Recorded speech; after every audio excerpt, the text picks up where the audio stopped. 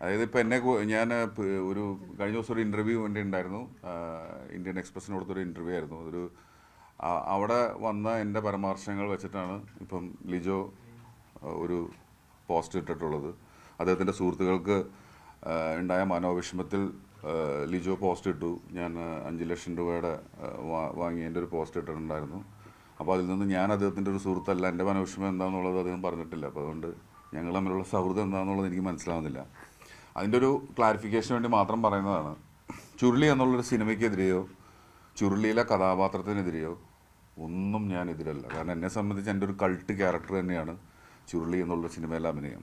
ഇത് വേറൊരു ടെക്സ്റ്റിൽ സംഭവിച്ചിട്ടുള്ള ഒരു കാര്യമാണ്. കാരണം ഞാൻ ആ സിനിമയിൽ അഭിനയിക്കുന്നതെന്ന് പറഞ്ഞു കഴിഞ്ഞാൽ ജോസഫ് പൊറിഞ്ചു എന്നുള്ള സിനിമകൾ കഴിഞ്ഞിട്ട് എനിക്ക് അന്ന് കിട്ടിയ എൻ്റെ ഏറ്റവും വലിയ ഇതായിരുന്നു, ബ്രേക്കായിരുന്നു ജോസഫും ആ പടങ്ങളൊക്കെ. അപ്പോൾ ഒരുപാട് അവസരങ്ങളുള്ളൊരു സമയത്ത് എനിക്ക് എൻ്റെ ആഗ്രഹമാണ് ആ സിനിമയിൽ അഭിനയിക്കണം എന്നുള്ളത്, ലിജോൻ്റെ കൂടെ വർക്ക് ചെയ്യണം എന്നുള്ളത്. അതൊരു സൗഹൃദം, അവരൊക്കെ ആയിട്ടുള്ള സൗഹൃദം തന്നെയാണ് ആ സിനിമയിൽ എത്തിച്ചിട്ടുള്ളത്. ആ സൗഹൃദത്തിൻ്റെ പുറത്താണ് ആ സിനിമ ചെയ്തത്. ആ സിനിമ ചെയ്യുമ്പോൾ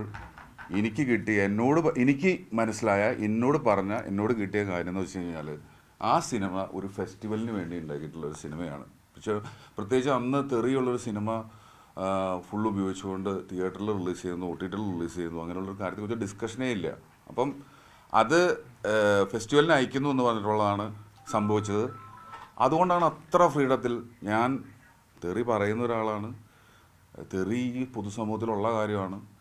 ഇതെല്ലാവരും ഇവിടെ ഉപയോഗിക്കുന്നുണ്ട്. അതിൻ്റെ പേരുള്ള വിഷയങ്ങളൊന്നും അല്ല ഇവിടെ നടന്നത്. ഞാൻ കാര്യത്തിലോട്ട് വരാം. അപ്പം എന്നെ സംബന്ധിച്ചിടത്തോളം അന്ന് ഫെസ്റ്റിവലിന് വേണ്ടി ഷൂട്ട് ചെയ്തൊരു സിനിമ, പിന്നീട് അത് വന്നത് ഞാൻ തിയേറ്ററിൽ നിന്നാണ് പറഞ്ഞത്. ഞാൻ ഉദ്ദേശിച്ചത് വെച്ചാൽ പൊതുസമൂഹത്തിൻ്റെ ഉള്ളിൽ നിന്നാണ്, OTTയിലാണ് വന്നത്. രണ്ടും സെയിം ഇമ്പാക്റ്റ് തന്നെയാണ് ഉണ്ടാക്കിയത്. തെറിയുള്ള വേർഷനാണ് വന്നത്. IFFKയിൽ നിങ്ങൾ സിനിമ കണ്ടവർ, ചുരുളി കണ്ടവരുണ്ടെങ്കിൽ നിങ്ങൾക്ക് മനസ്സിലാവും. തെറി ഇല്ലാത്തൊരു വേർഷനാണ് IFFKയിൽ നിങ്ങൾ കണ്ടിട്ടുണ്ടാവുക.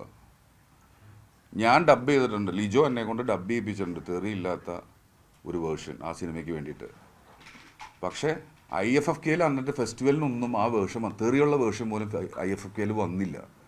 പിന്നീട് പൈസ കൂടുതൽ കിട്ടിക്കഴിഞ്ഞപ്പോൾ ഇവരത് OTTയിൽ വിട്ടു, തെറിയുള്ള വേർഷൻ. അത് എൻ്റെ ജീവിതത്തിലെ ഏറ്റവും കഠിനമായൊരു സമയത്താണ് ആ സിനിമ ഇറങ്ങുന്നത്. കാരണം ഞാൻ ഒരു റോഡ് ബ്ലോക്കുമായി ബന്ധപ്പെട്ടൊരു പ്രശ്നം ഉണ്ടായിട്ട് ആകെ ചത്താവോട് കൂടിയായി ഞാൻ രക്ഷപ്പെട്ട് വരുന്ന സമയത്ത്, അതായത് ഒരു മാസം കഴിഞ്ഞ് അതൊന്ന് ഉറങ്ങുന്ന സമയത്ത്, തീരുന്ന സമയത്ത് ആ സിനിമ മാർക്കറ്റ് ചെയ്യപ്പെടുന്നത് എൻ്റെ തെറി വെച്ചിട്ടാണ്. പിറ്റേ ദിവസം രാവിലെ മുതൽ എൻ്റെ തെറിയായിരുന്നു ഫുൾ ഇത് വന്നത്. ഇതൊക്കെ അങ്ങനെ നടന്നു. ആ സിനിമ റിലീസ് ആയതെല്ലാം പോയി. ആ സിനിമ വിറ്റ്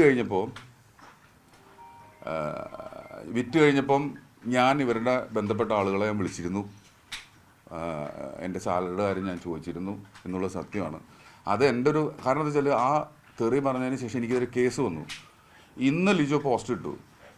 ഈ നിമിഷം വരെ എന്നെ, അതിന് തൊട്ട് മുമ്പ് വരെ ഒരാൾ പോലും എന്നെ വിളിച്ചിട്ട് എനിക്കുണ്ടായ വിഷയങ്ങൾ എന്താണ് എന്നുള്ളത് ചോദിച്ചിട്ടില്ല.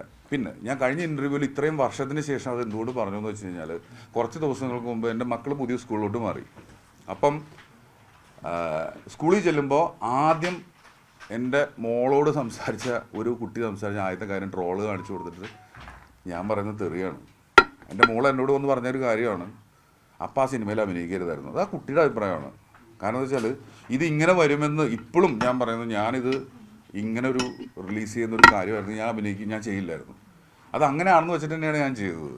പിന്നെ അത് പറഞ്ഞതിൽ എനിക്ക് റിഗ്രറ്റ് ഒന്നുമില്ല. ഞാൻ അഭിനയിച്ച ഒരുപാട് പേർക്ക് ഇഷ്ടപ്പെട്ട അങ്ങനത്തെ ഒരു ക്യാരക്ടറാണ്. ആ സിനിമയോ ലിജോ എന്ന കലാകാരനെയോ ഇത് സൗഹൃദത്തിൻ്റെ മേലെ ഉണ്ടായിട്ടുള്ളൊരു കാര്യമാണ്. പിന്നെ നിങ്ങൾക്ക് പ്രത്യേകിച്ച് ഞാൻ 5 ലക്ഷം രൂപയ്ക്ക് ആ സിനിമയിൽ അഭിനയിച്ച് തീർത്തോളാം എന്ന് പറയുന്നൊരു എഗ്രിമെൻ്റ് ഉണ്ടാവണമല്ലോ അവർക്ക് എല്ലാവരുടെ കയ്യിൽ. തീർച്ചയായിട്ടും ഈ തുണ്ട് കടലാസിൻ്റെ ഒപ്പം ആ എഗ്രിമെൻ്റ് കൂടി പുറത്തു വിടണം.